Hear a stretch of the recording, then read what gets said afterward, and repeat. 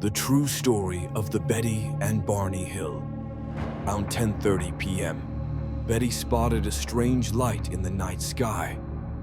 Barney ran back to the car, shouting, "They're going to capture us!"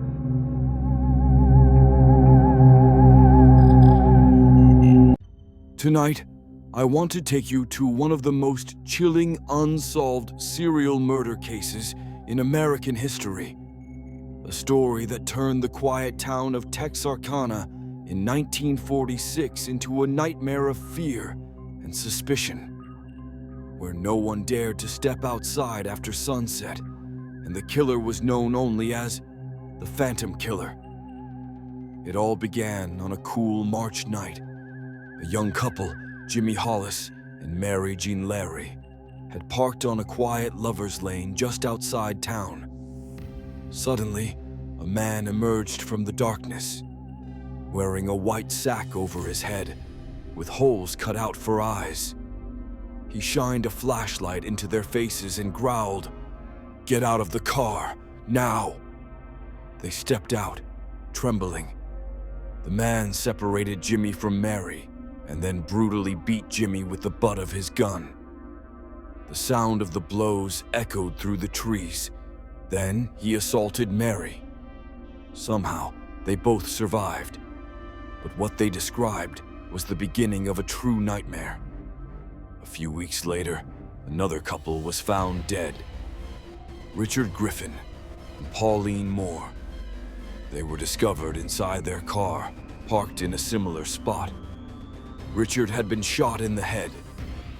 Pauline's body was outside the car, as if she had tried to run. There were no fingerprints, no witnesses, no motive. Panic spread like wildfire. In April, senior-old Paul Martin went missing.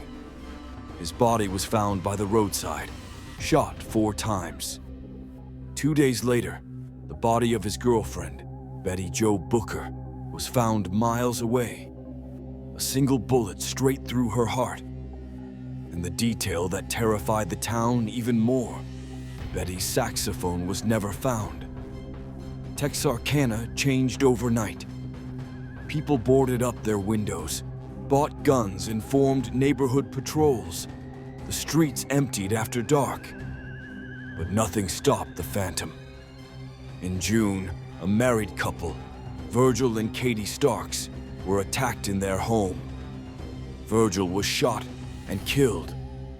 Katie, despite being shot in the face, survived. And she told police, "Bertia, it was a man. He wore a sack over his head.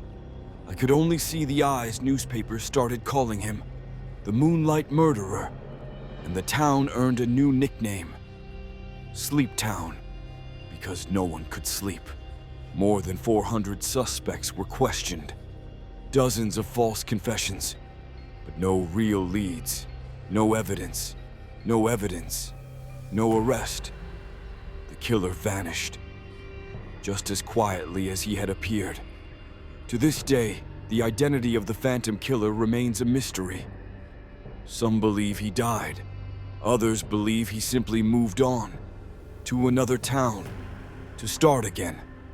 But the people of Texarkana still say, if you hear footsteps outside your window at night, just pray it's the wind, because if it's not, he might be back.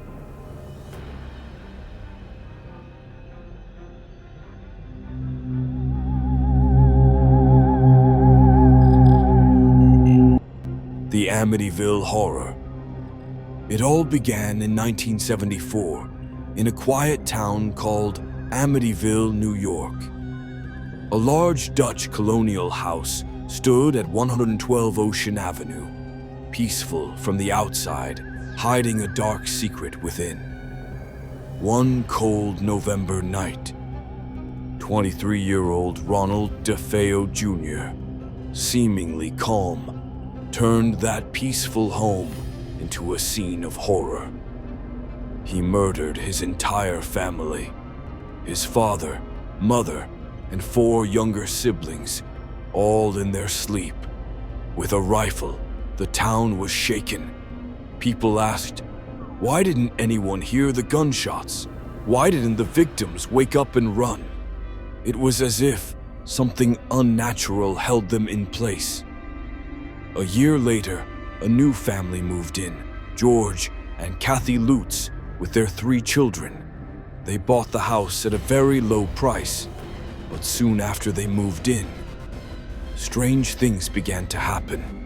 George would wake up at exactly 3:15 a.m. every night, the same time the murders occurred. Sometimes the temperature in the house got too cold. Doors slammed shut. Green slime oozed from the walls. The family claimed they saw red glowing eyes staring at them through windows and heard whispers in the dark. A priest who had come to clean the house at the invitation of a family felt dizzy upon arrival and heard a voice deep in her head. "Get out." He fled in fear. After just 28 days, the Lutz family abandoned the house, leaving all their belongings behind. Was it all real, or a terrifying hoax? Some said it was demonic. Others believed it was a clever lie for money and fame. But one thing is certain: the Amityville house continues to haunt the minds of many. Even today, its windows watching like silent eyes, and its walls whispering secrets that may never be told. Do you believe in haunted houses? Or are they simply mirrors of our fears? Thanks for watching. Don't forget to subscribe and share your thoughts in the comments below.